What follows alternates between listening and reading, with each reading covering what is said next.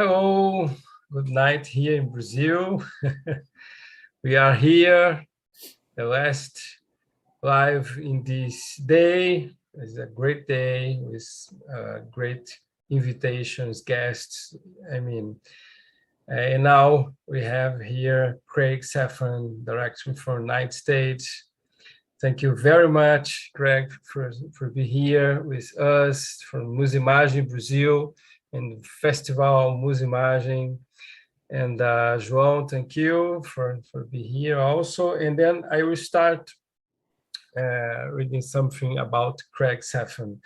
Over 40 years, composer Craig Saffron has composed soundtracks for dozens of films and series, such as the feature films The Last Starfighter, the iconic Nightmare on Elm Street 4, Ham Williams, Major Payne, the series Cheers, Amazing Stories, The New Twilight Zone, Tales from the Crypt. Nominated for one Emmy, he has received the prestigious ASCAP award 8 times, in addition to other awards in the United States and Europe. More than 50 albums of his works for cinema and journals have already been released. His most recent work was released in July 2021, LAX, Craig's declaration of love for Los Angeles, his hometown. So, thank you very much, and tell us. Thank you for having me. Thank you for having me, Marcus. I'm thrilled to be here. Very happy. Great. Music appeared since you're a child. When start music in your life and soundtracks and movies? Well, soundtracks were very much later, but I started. We had a piano in our house, and my mother played piano a little, and I started just picking out melodies. I think I was 5 years old, and by the time I was about 6, my mother was teaching me, and then she said, I shouldn't be teaching you. I'm going to get you a piano teacher. But since she had learned at the conservatory classical music, she said, I don't want you to play classical because nobody at a party wants to hear that music. And so she found me a teacher who taught me jazz and improvisation. So I started improvising from literally my first lesson. However, my teacher also was an excellent classical violinist and pianist.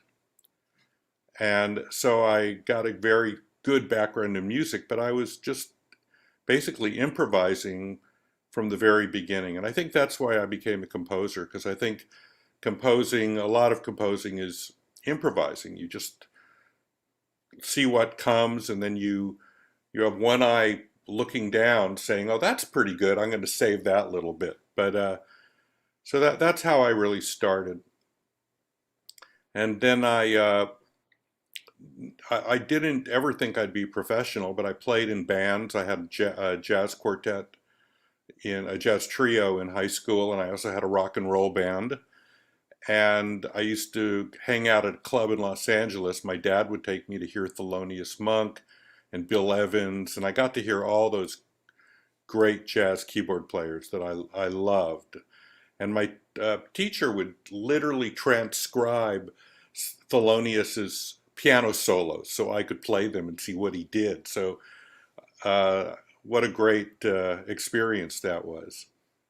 But when I went into college, I was a fine arts major. I always painted and drew and sculpted. But every night I'd be in a practice room. Also at my college, this was in the late 60s, they had an electronic music studio. And I talked my way in there, and I started, and these were when you would just plug in the synthesizers. There was not even a keyboard. It was just creating sound. It was very, very pure musique concrète. And I started getting into electronic music. I could read music, and so people would, when I was in college, say, oh, can you put violins on my record album? So I did an album for Warner Brothers. I did a bunch of stuff in college. And then I went to England for a year on a fellowship and wrote songs. I lived outside of London. And then when I came back to Los Angeles, I thought, okay, I'm going to be a singer-songwriter and with my brother, and we wrote songs and I arranged a lot of record albums for Emmylou Harris and people like that. And then I wasn't making a living. I mean, I was barely scraping by. And one day I got a call from a friend from college who said, I got married.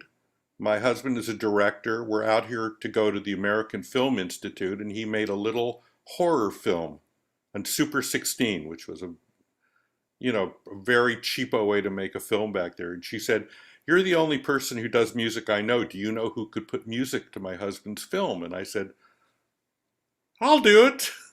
And that started it all. So I did music for that, and I went, this is so much more fun than writing pop tunes and arranging record albums. This is the greatest, because to write a hit song, it's like you have to be like a laser focus, which is exactly what I'm not. So my music is very broad. I love every style. I can go from rock and roll to synths to big orchestra to ethnic sound, whatever. And so I just loved film music, and I started pursuing it seriously. I was probably around 24. And for some reason, my career just clicked. Um, just coincidentally, and what really helped was that I was playing music with a group of musicians in LA. It turned out all of their parents were film composers. So I turned to Ernest Andrew Gold, who was a great guitar player, played for Linda Ronstadt and all that. And I said, Andrew, isn't your dad Ernest Gold? He's a composer, right? Yeah. Oh, yeah. He wrote Exodus. I turned to my friend Wendy Waldman. Isn't your dad Fred Steiner, who wrote the Perry Mason theme and Rocky and his friends? And then I turned to my good friend who was a bass player, Peter Bernstein. I said, isn't your dad a composer, Elmer? Oh, yeah. So I became friends with the parents of these friends of mine. I was in my early 20s, and they all became my mentors. So, I mean, I had the world's three greatest mentors to help guide me in being a film composer. And that's really how I started. Great, I was great. lucky. Let's put it that way. Yeah, fantastic. And João, do you want to show, Yes. ask something, or show a little bit for? Yes. Greg, you did some soundtracks for adventure movies. Yes. One of them, I think that your music become more famous than the movie. Uh, and I like very much of the director, the Guy Hamilton, Guy that Hamilton, did yes. Guy Hamilton that made one or two 007. Two, did Yes. he made a nice James Bond movie, Yes. and we like that you tell about the experience of Ham Williams and how to make music for an adventure movie. First, we are watch a little clip of the movie. Okay. Number one, Caio.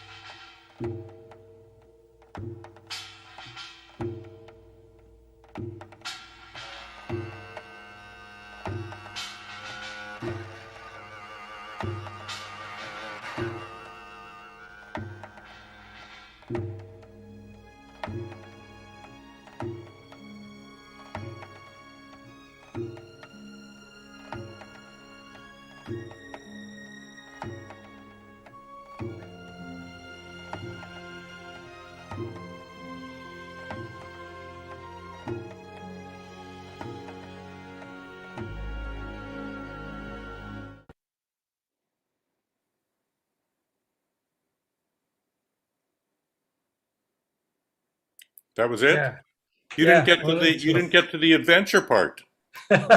Yes, It's true. the It's true. adventure is late. That It's was true. just the intro. Okay. Well, do you want me to talk about the film? Would Yeah, you want me to talk about that? the soundtrack of this movie. How Okay. Well, what you didn't hear the part where it gets to the full orchestra with the huge brass section and all the synthesizers, and it was a very the way I approached it was that it needed to be exciting. There needed to be a big theme, which we didn't get to, and but I didn't want it just to be the typical orchestral because it was sort of on the heels of movies like Raiders of the Lost Ark, and I didn't want to do that kind of adventure score. So what I did was I combined. This is probably the most complicated score I ever wrote. I combined 24 tracks of synclavier, which is all synthesizer, with a full orchestra, like a 65, 70 piece orchestra. And then the secondary character was from Korea. And so I wanted to have the sound of Korea, but I didn't want it to be generically Asian because I thought that was wrong and sort of offensive. So I went to the ethnomusicology library at the university here, UCLA, and I started studying Korean music and what made it sound like different. And so the opening that you heard were all Korean instruments. There were Korean percussion. There's this big bowed thing called a kayagam, which, it's like just loud and raucous. And I thought, well, I'm going to use that. And so I hired, it was like about a 10-piece Korean orchestra. We have a very large Korean population in Los Angeles. So there are a lot of musicians. So I hired that and I had to lay that on top of 24 tracks of synthesizer, the full orchestra, and then the Korean instruments and make it all sound of one piece. And this was before digital recording. So we had to take two 24 track machines and slave them together. So we had 48 tracks. Uh, so the whole score had moments that were very much like big brass, bum ba da dum bum bum bum bum bum, big brass themes, but then it would go down into all electronic sounds. And then in the training, there's Remo is a character who's trained in a kind of a martial art. All those scenes, which were sort of adventure but humorous at the same time, were all done with Korean instruments, with synthesizers. And the trick was that when you work with certain instruments from different cultures, they're not really tuned the same as our orchestras. So getting everything in tune, and this was pre-digital, so you couldn't just tune it electronically like you can now, and getting them to play in tempo with an actual click track was really a lot of work, but it paid off. It was recorded by Dennis Sands, who mixed it and I think did one of the most amazing jobs of putting all those sounds together because like a synth drum is so huge it can wipe out a full orchestra like it's nothing.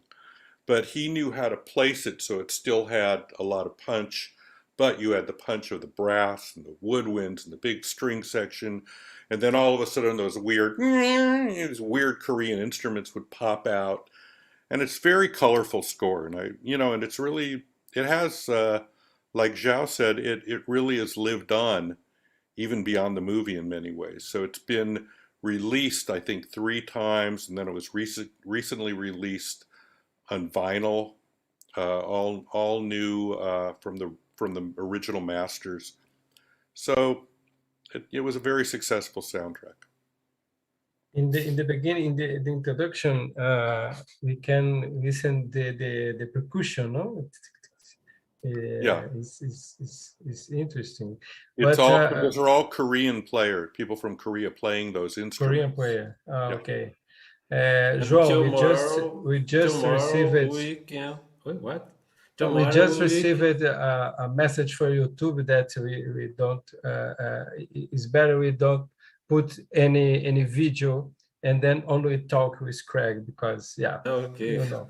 Okay. But tomorrow the Orquestra Ouro Preto will play the Remo Williams Oh, with okay. the adventure part including.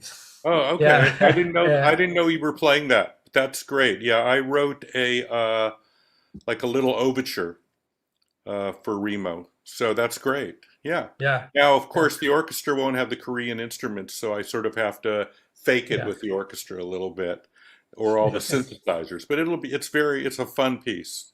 Yeah, great. You'll enjoy it. Luis. But after this first movie that you did, 16, I don't remember the name. It was called The Demon's Daughter, and Super 16 was Super 16 16. millimeter film, which you could do for cheap, and Yeah. that's what that meant. That was, you know. And after that, what happens?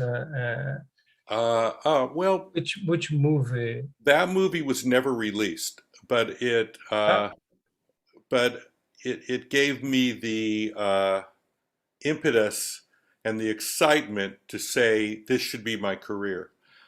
And it's just like one thing quickly led to another. I had a friend, Walter Parks, who was doing a documentary who needed some music. I did that. That company then was doing a low budget film, uh, partly produced by Roger Corman, so it was a really low budget. I did that, and that was more in a style of country rock with banjo and fiddle, and that got me an agent. An agent heard that and said, "Okay, I want to represent you." And then that director, Michael Pressman, went from doing this little film to getting hired to doing The Bad News Bears at Paramount, which was a huge film.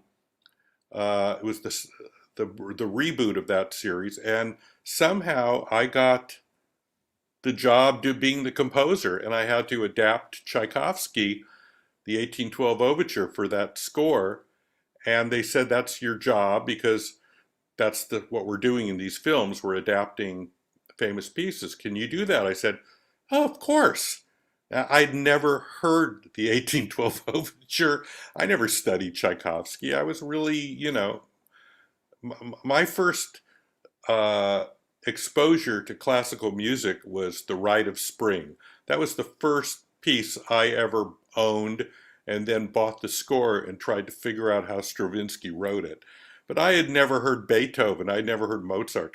So I went, okay, well, I can do this. And I just bought the score and I studied it. And, I figured, oh, okay, I can see what he's doing. I can see what Tchaikovsky's up to here. And so that just one thing led to another. And literally, by the time I think I was 26 then.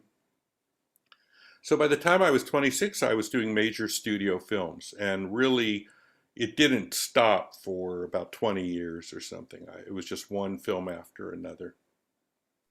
great, I was great. I was lucky. I mean, I was good at what I did too, but definitely Lucky, but with talent, with I could write. Yeah, I knew how yeah. to write. And the documentary is very different because sometimes we don't have really space for music, but sometimes the director doesn't know what maybe no here the dialogue, no interview, no where you put music here is Yes. completely Well, different. Huh? and different directors have different styles. So certain directors hate music, and some directors want music everywhere. I did and usually what you'll do is sit down with the director and go, okay, let's try music here, not here, let's do it here. And I remember doing, I think it was a Twilight Zone with the director John Milius, and he said, we were starting to do that. He said, you know, Craig, I don't know. Write music for everything, and I'll figure it out later. And so I had to write music for the whole the whole piece. And I think he used almost all of it, which was weird, but every director is different. I'm sure you guys know that. Yeah, yeah. Yeah, I did more documentaries, and then I remember now when you were talking that received the movie, and then only, I mean, 15 seconds with animation, and all interview, and then, well, I don't know what I will do. And then I put my piano improvisation, all the movie, and this movie is about an actor. And Mhm. then when the actor talk, I stop it, my piano. And then the silence with his voice works, Yeah, because all the movie with piano, no, BG, background, piano. And then when the actor talk in the movie, stop at the music. It's only the only way that I found to put music. well, you have to try and feel what what feels right. You have to just try it, and hopefully people will like it. But they don't always like it, so it's just the way it is. I think you have to being a film composer, you have to be very flexible and sort of roll with it and try to be. You can't have the attitude that you're this important person. You have to sort of do the best you can and be flexible and do rewrite a lot, and because it's hard for directors and editors and producers and studio executives to express themselves in musical thoughts. That's very difficult if you're not a composer. They don't know what, they'll say, it needs to be more hip. It needs to be more edgy. Or I've had people say it needs to be more blue. I have no idea what they're talking about, but I go, okay, I get it. Yeah, I don't know what they're talking about. So I just write, you know. Yeah. And you married with some directors? Because I married with some directors that all the movies we are doing together, you have some partners, some. I have a few of those, yes. Those are the best. João. Well, you make soundtracks in many styles, Yes. and one of your most famous music was a theme that you made for a film uh, where the soundtrack was made by a band, Tangerine Dream, the German group. Mhm. But I think that your music that plays in the end of the movie become most famous than the soundtrack. Uh, Yes. Well, that was an interesting story. So, Michael Mann was the director, and it was a very stylish movie. And he had hired Tangerine Dream, which was an electronic music rock and roll band. And they were a great band. I mean, they made fantastic records. But what happened was, I think when he got to the end of the movie, the last 7 minutes or 8 minutes of the movie, which was the whole payoff, the whole moment where you need to feel something, where you need to care, where, the climax, there, the music was still just being da da da da da da da da da, which was sort of typical of their music. It didn't have very much emotional content, and they didn't like it. And so I got a call from them saying, well, we really wanted to get Jimmy Page, who was Pink Floyd, I think, the guitar player to do this, but of course we couldn't get him, so we got you. But can you do like a really big screaming rock and roll guitar? And I said, yeah, yeah, of course I can. Why not? So what I knew was that whereas a movie like Remo Williams or The Last Starfighter, every second is sort of sculpted into the movie. Your everything, the music is coming up, going down, hitting this. But when you're putting rock and roll on a film, for it to feel like genuine rock and roll, it can't do that. It just has to groove. And it can't be very complicated. I can write really complicated music, but I chose to do a thing, so I think it was almost 8 minutes long, with just 4 chords that kept repeating. I wrote a little melody that was just very short little melody. And then I wrote out a long chart that basically was just a breakdown of how to build. It wasn't notes. Because also with rock and roll music, if you start writing what notes the drummer's playing, what notes the guitar's playing, what notes the bass is playing, it's not going to sound like rock and roll music, because that isn't how rock and roll music is done. It's done through feel, not through reading notes like classical music. So I wrote this little theme and showed where it should come in. And then I just called it, like I said, well, I need your guitar to sound like a dying dinosaur, because that's how I always thought of that heavy metal music. Like these dinosaurs dying. That's the sound of the guitars to me.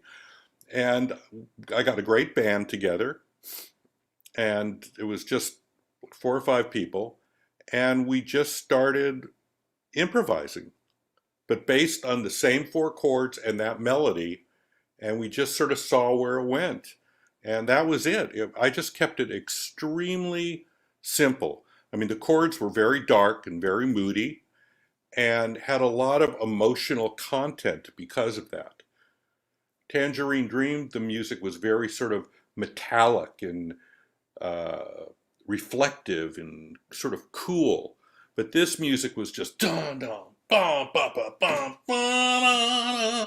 So it was very emotional. It was over the top. It was operatic rock and roll music, basically.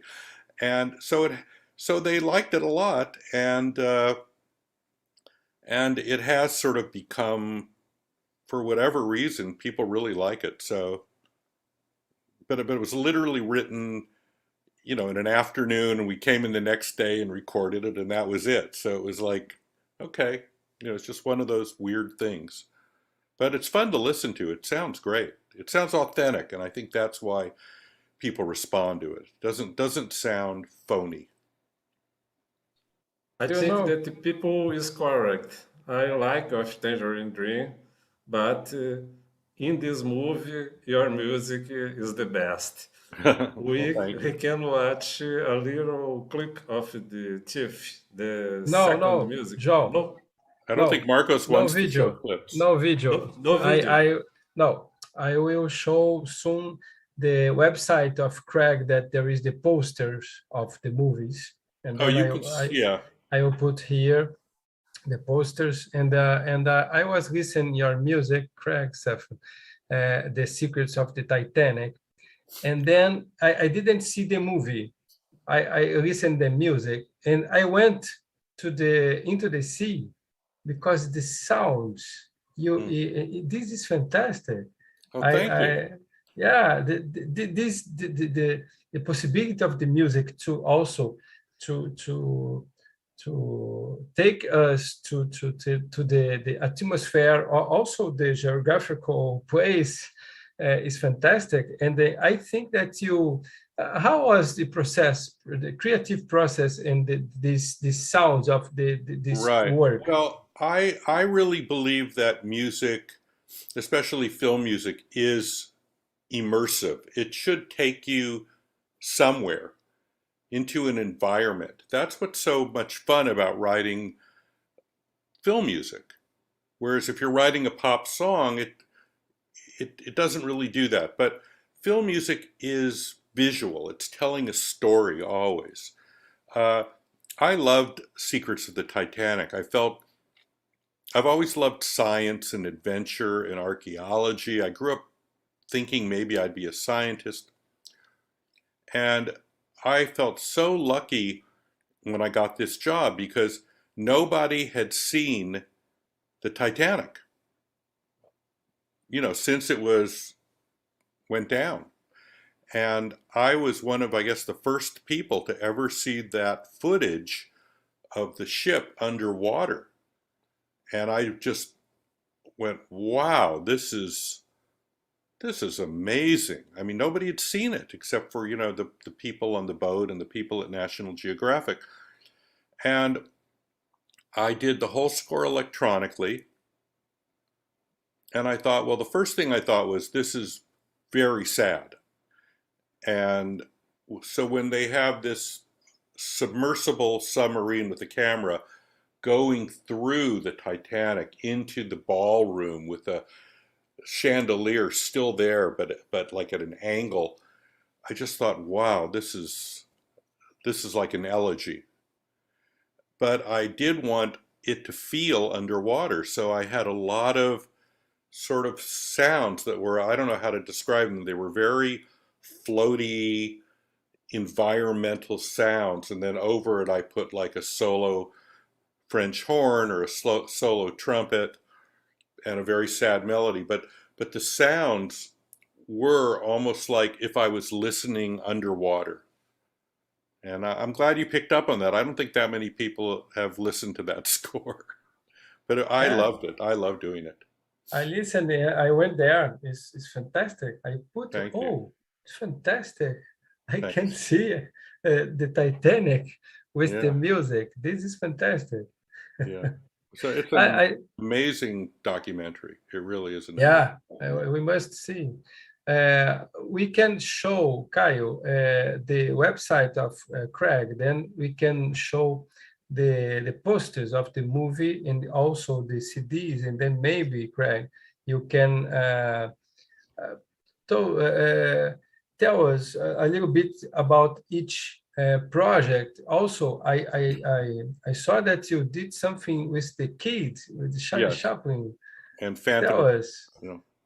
Yeah, that was only a few years ago. I got a call from an orchestra in uh, Dallas, Texas, that commissions scores to silent films, and they wanted to know if I would do one, and they wanted to do The Kid, which was Charlie Chaplin.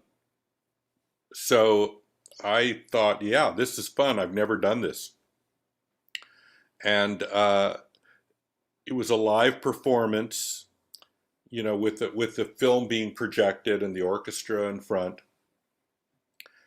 And it was very challenging because when you see a film now, you're used to so much of the sound picture being filled up by people talking, by footsteps, by the sounds of cars, just even the sound of wind. There's so much sound that when you drop all that sound and it's just like that, nothing, it's shocking. And so you have to fill that up with music. However, the trick is that if you just do like an hour, I guess the movie's about an hour, if you just do an hour of music, I think people space out. It gets tiring. So what I tried to do was give it some very quiet stuff, really pick the moments that were big. I tried to throw in a few recognizable tunes to sort of give your ear a rest. So instead of just film music without a lot of melody, I would go into a old folk song that I knew that audience would know, over a scene of Charlie Chaplin rocking the baby in the cradle, because it's about him bringing up a lost baby. And so I would do an old song, an old folk song that everyone would know. And I just would try to do things to give your ear a little rest and a little variation. I'd go to just a string quartet, then I'd go back to a big orchestra or do a solo instrument. I thought that was the whole trick, was to, with a silent film, was not to just make it sound like one big thing. That would just be too exhausting on your ears. And then I did then it was done by an orchestra out here, out in a park, and then that orchestra commissioned me next year to do the silent film Phantom of the Opera with Lon Chaney, which is a phenomenal film. And that's almost like an hour and 20 minutes. And that I had a huge orchestra with a choir and all that. And that was a lot. That was fun because that was doing a horror movie. It's a scary movie. It really is great if you ever get a chance to see it. You can go on YouTube and see all these things. And I'm hoping that my next album is going to be a release of that score. We're working on that now. So. Oh, fantastic. I'm seeing your computer, and how is nowadays your process of creation? You play and or you go to the computer directly? Yeah, back in the day, I would write everything out. But I think for writing a film, I don't write that many films anymore. I do mostly my own albums, but it's similar because I think of them as film scores without films in a way. I think the first thing I always do in my process, even with films, is to create a musical palette.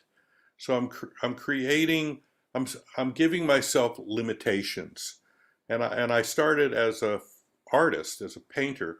So, for example, there was a period where Picasso only painted in blue, right? It's called the blue period. Well, I think with music, it's the same thing.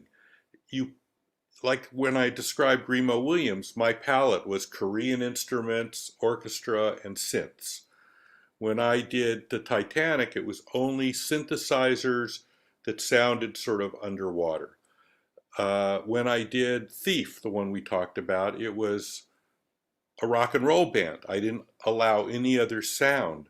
And every movie I do and every album I do, I give myself limitations.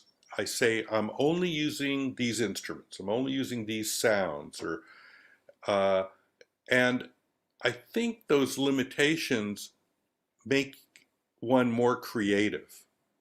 I think when you have a whole table in front of you of billions and billions of sounds, it's like just a mess. So it's best to say, okay, I'm only going to do this, or I'm only going to be a romantic, late romantic orchestra sound, or I'm only going to be doing atonal music, or, so you pick a style or certain sounds. For example, the melody is only going to be played by trumpet. And the percussion's only going to be Native American percussion players. And I've done all that. I've done, every score I think of, it's the first thing I do, even before I write a melody, is I'll think of what the sound of the score should be. And then I'll usually write a few little melodies, just picking them out. I usually use a piano or a piano sound on the synthesizer on the computer. And then I just start building from there. But now I don't really write anything out much except for a couple of themes. I just start playing into the program and see what happens. And I just work from there. Did you compose for dance, for ballet, dance, theater also, or never? Not really. I would like to. I just never had a chance to. I've worked with choreographers. I've played piano, rehearsal piano.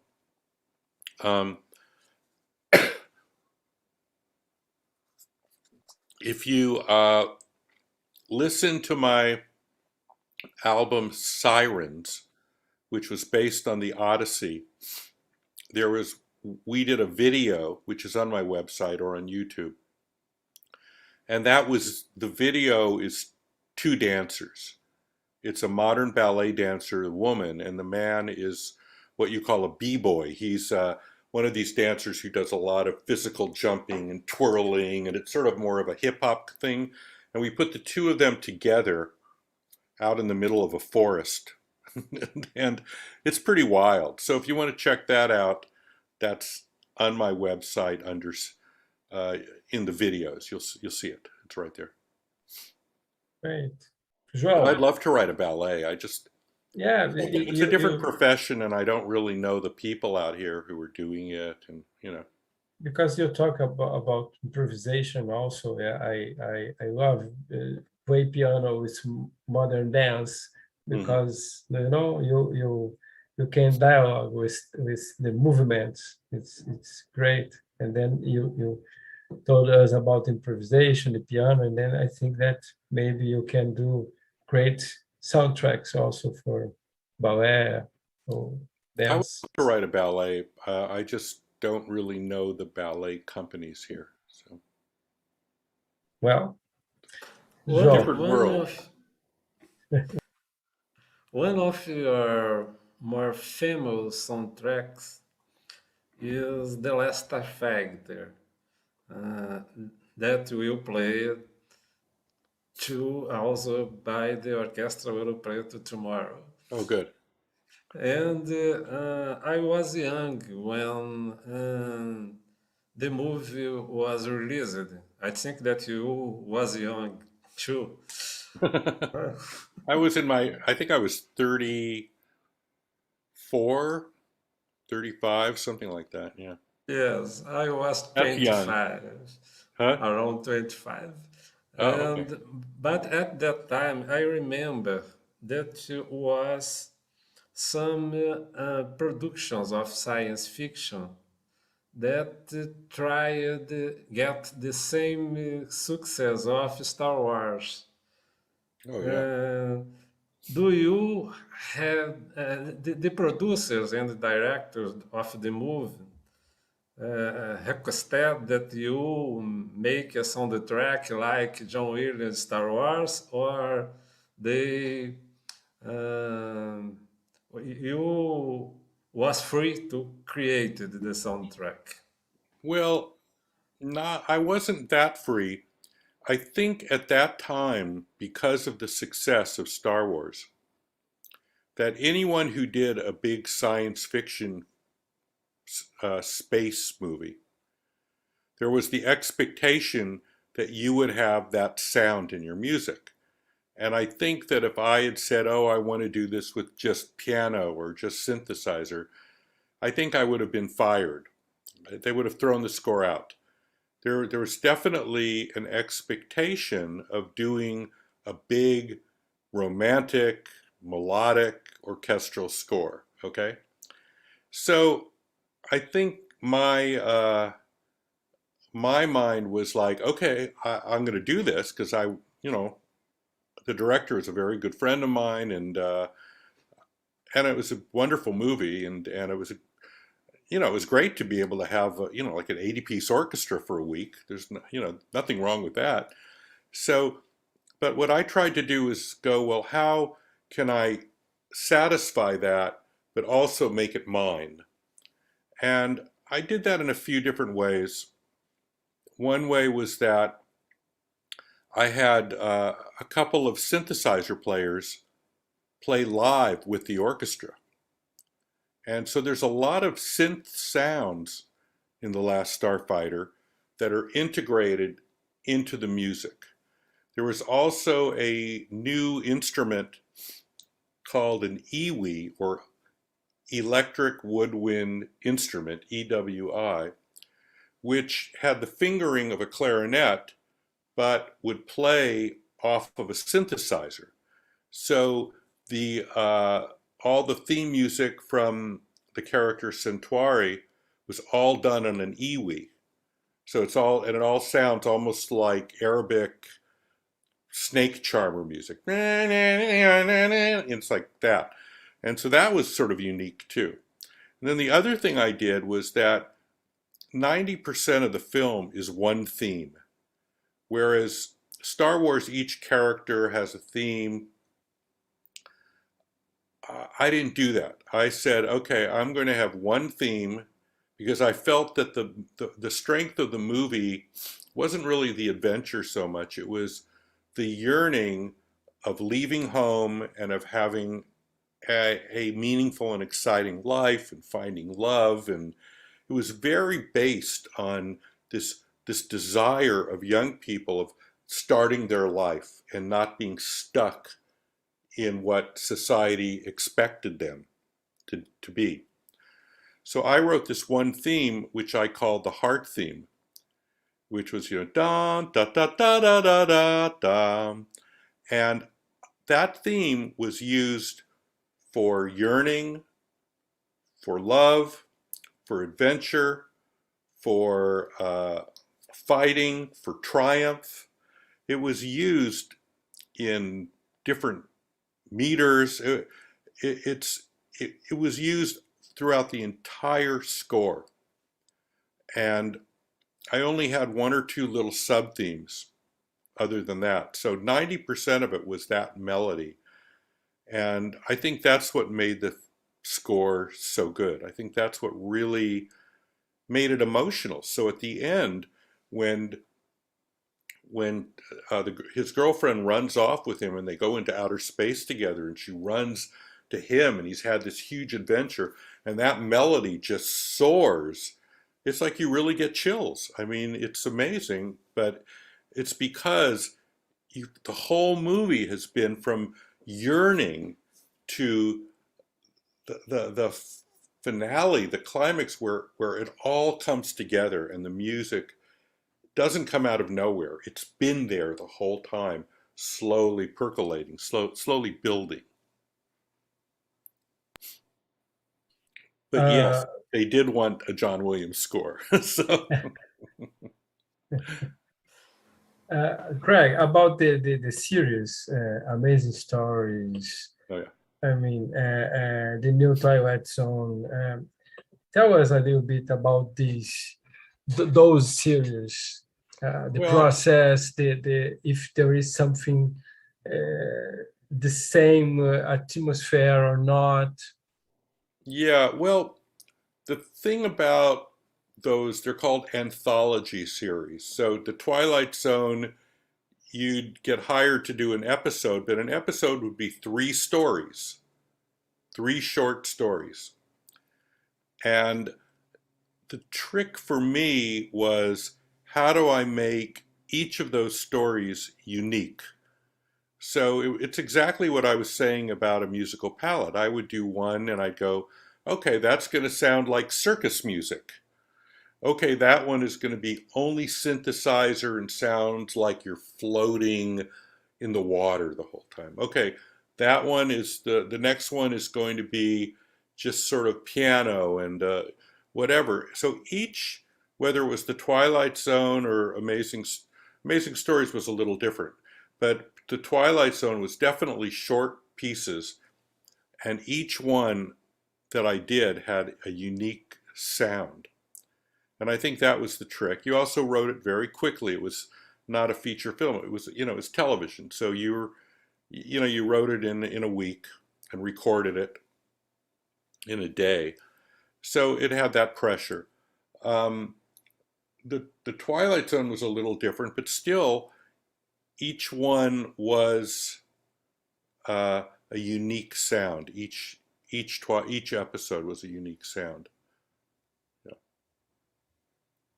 I mean, I'm sorry, the Amazing Stories was more of like a longer piece, but each one did have its own sound. I mean, the interesting story of that was that I was doing one called The Wedding Ring with Danny DeVito directing, and Danny and his wife Rhea, they come from doing short comedy like Cheers. That's how I knew them, where there's almost no music, where the writers only want to hear their words, and they really just want the music to get you into a scene and out of a scene. They don't want you to underscore. And so when I did Wedding Ring, Danny would say, "Oh no, I don't want music there. I don't want music there. I don't want music there." And so I think there was only about 10 or 15 minutes of music for this hour show. And the next day I get a call from my agent. They love the music, but Steven Spielberg, who was producing it, wants you to come back and write more music. So I had to go back and write another 20 minutes of music and record it, which was probably what I would have done in the first place. So, because he is exactly the opposite. He likes lots and lots of music. That's his style. And he's the producer, so he's the boss. So I had to go back and write a lot more music, which was fine. I mean, it all worked out fine. It sounded great and all that. João? Greg, in your new CD, LAX, what you can tell about this? Well, I just so happen to have one here. So there's the cover. You can hear it on Spotify. Do you guys get Spotify? The music service? Yeah. So it's on Spotify or Apple Music. You can buy the CD on Amazon. You can hear some of it on my website, a few of it. So this is my latest album. It just was released in July. I've been working on it on and off for over 2 years, in between other projects, and I was in the middle of lockdown here because of COVID, and I thought, you should really finish that album. And so I wanted to put a lot of musicians on it. And so we did it all virtually, sending files back and forth with violinists, with cellists, saxophone players, singers, everything. And it is I guess it's my love letter to Los Angeles. I was born here. My father was born here. I have very, very strong feelings and ties for this city. And I've seen it change dramatically over so many years. It used to feel like a very quiet place. It was always big because it was always very spread out. We never had any big high buildings. But over the years, it's turned into just this major metropolis with, I don't know how many millions of people are here now.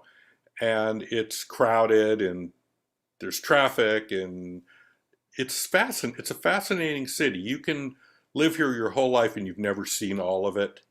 There are so many different areas you can go to. You can just go to an area where all the signage is in Spanish. You can go to an area where all the signage is in Vietnamese or Chinese or Korean. We have the largest Korean population outside of Seoul. And so it's just wonderful for exploration. It's absolutely great. And there's all sorts of famous sites that I grew up seeing, and I write about each of them. I told the story of seeing Thelonious Monk. Well, I write a piece called The Manhole because the club was called Shelley's Manhole. Shelley Mann was a famous jazz drummer back in the day, and he had a club. And so I wrote a piece about that. And so each piece is like almost a time capsule that you go into this world that most of it no longer exists. LAX is the symbol for the international airport in Los Angeles, but I go LAEX, which means X. That means it no longer is, that in English. So it's like the LA that no longer is. And each piece of music is very different and is like a little time capsule.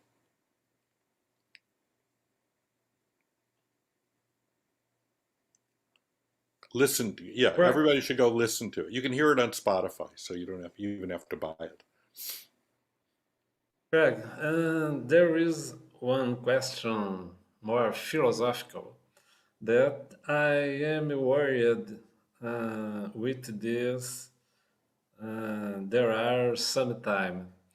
I am a composer, but I am a soundtrack collector since I was teenager. And in the past, I was able to identify one soundtrack of John Barry, of Ennio Morricone, Jerry Goldsmith, uh, Craig Safan, Bruce Bragdon, only listen the music. I don't need to see the movie or to see the main title or the CD. Only the music I was able to identify.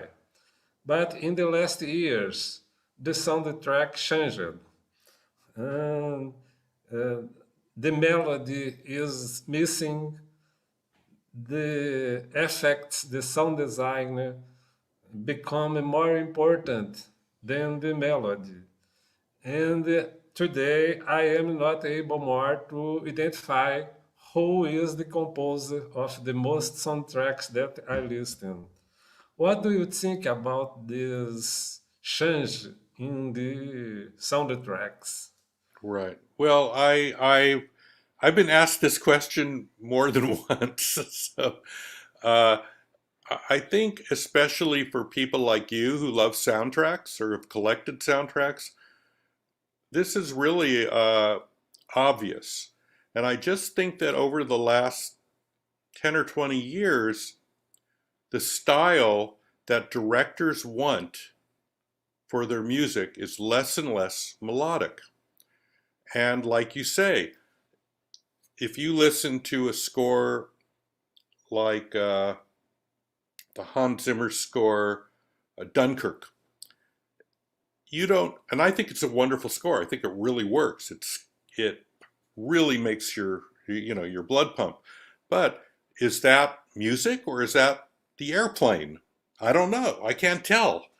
You know, and I don't think it's that composers aren't able to write melodies. I think that the directors don't want melodies because composers are composers. I mean, they write good melodies or they write bad melodies, but genetically we're the same as we were.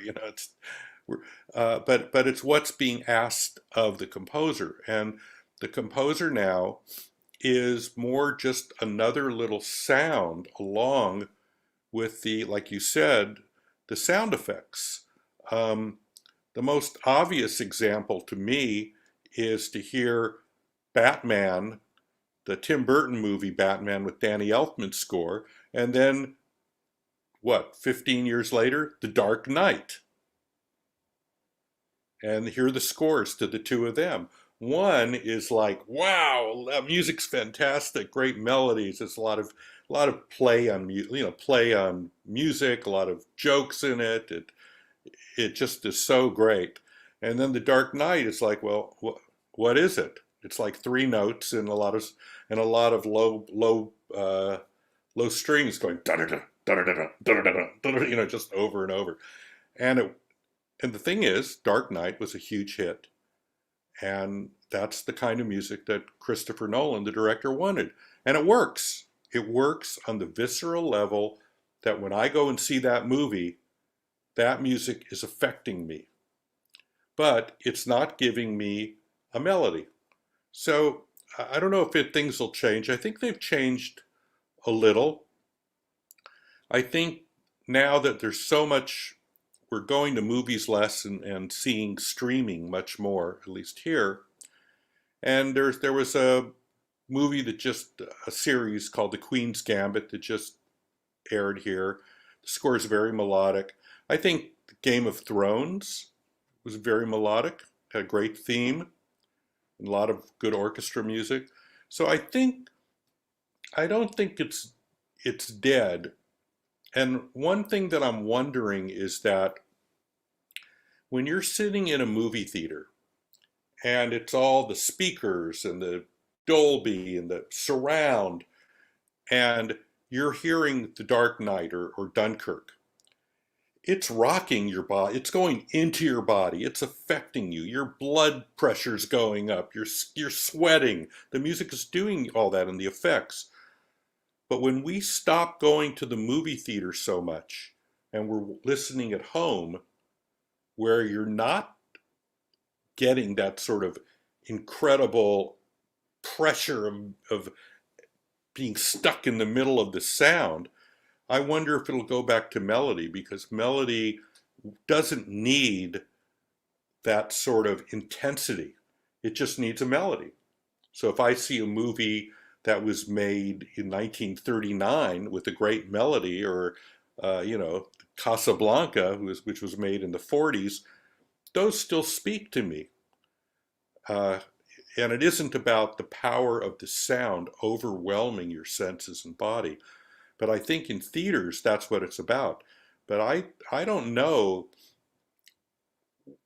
between COVID and just the amount of streaming you can do at home, I'm wondering if soundtracks are going to change because of that. Because I think less people will be going into movie theaters.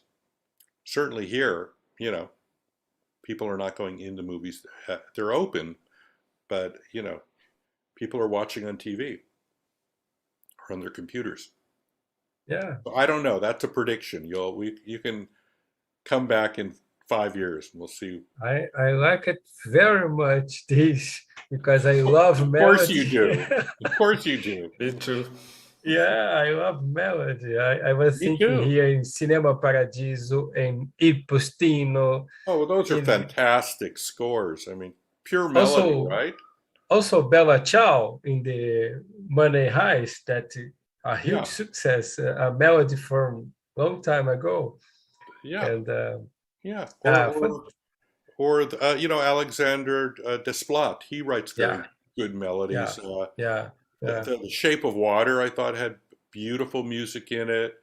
And of course, the Grand Budapest Hotel is one of my favorite scores. yeah. I And love so this. those are very melodic. They're there, but certainly the overwhelming theatrical experience is Avengers, or they're cartoon movies, and those, the themes are pretty much non-existent, or they're like three notes. They're Yeah. whatever. Yeah, I like it very much, João. This this possibility. Craig, we you finished this great meeting, and it was a great pleasure for us, for Musimagem, for all the composers in Brazil. Hope that you come soon I to would meet. love, I would love to, when travel gets a little safer, Yeah, invite me, because I've never been to Brazil and I would love to go to Brazil, and it would be a good excuse to learn Portuguese. yeah, great, great. But I'll listen to the concert tomorrow for sure. Yeah, Thank you, Greg. Okay, I accept our invitation, my and pleasure. we are looking forward to encounter you in the future in person. That would be great. If you make it to Los Angeles, I will take you out. You come to my house for lunch, okay? Okay. great. Really, Thank you. I'm serious. Absolutely, it's That beautiful, was beautiful that here. was after what do you think about the orchestra playing your music, and all also the Brazilian songs? Send a message for us and keep Okay, in I will. touch. And I will. yeah, it was nice to meet you, and great stories, and yeah, I Okay. like it Well, very much. Tomorrow will be also with John Ottman, Heitor Pereira, and well, all day we will have some lives and meetings. okay. Also, in the morning, I will be with Gorka. Do you know Gorka from Soundtrack Fest? I know Uh, Gorka, and is Bob Townsend too, or Diego Navarro from oh yeah, Tenerife, and also yeah, I know Robert Diego. I know Diego. Diego. They've done the Last Starfighter there, yeah, in Tenerife. Yeah, Yeah. and Robert Piaskowski from Krakow. But I think 10 in the morning for you guys is like in the middle of the Yeah, night for me. I'll be asleep. yeah, for sure, for sure. But you're starting at about 4:30 my time, the concert. Yeah, yeah, it's true. Okay. Okay, Okay, great. Well, great talking to you. I enjoyed it, and I do hope to meet you in person sometime. For sure. Thank you. Bye. Bye bye. See you. Bye bye. Bye bye.